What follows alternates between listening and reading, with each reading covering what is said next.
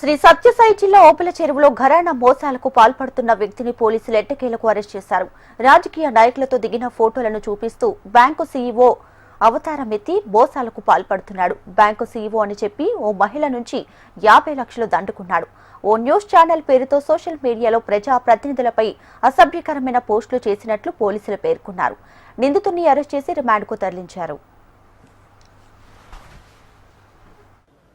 అమ్మడుగూరు మండలం మహమ్మదాబాద్ గ్రామస్తుడైనటువంటి పసుపులేటి రమేష్ బాబును ఈ మధ్యకాలంలో కొంత రాజకీయంగా కానివ్వండి, వర్గాలుగా కానీ ఇబ్బందులు పెడతా సోషల్ మీడియాలో పోస్ట్ చేసిన విషయాల్లో కేసులు నమోదు చేయడం, అదే గతంలో ఇతని మీద నమోదైన పాత కేసులు పెండింగ్ కేసుల్లో ఇతని యొక్క ఆచూకీ 21 తారీఖున కనుక్కొని మన ఓడిసి ఎస్ఐ గారు ఇతన్ని అరెస్ట్ చేయడం జరిగింది.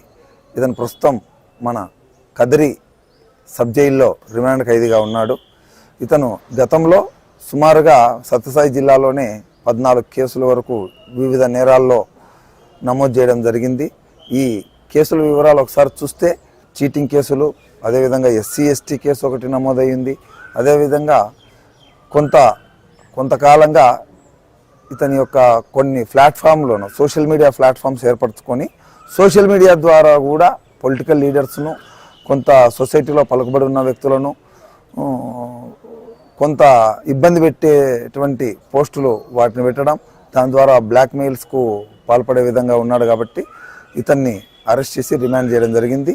ఇతని బాధితులు ఇంకా ఎవరన్నా ఉన్నా, వెలుగులోకి రాని బాధితులు ఎవరన్నా ఉన్నా కూడా సంబంధిత పోలీస్ స్టేషన్లలో ధైర్యంగా వెళ్ళి ఫిర్యాదులు చేయొచ్చని చెప్పి నేను కోరుతా ఉన్నాను.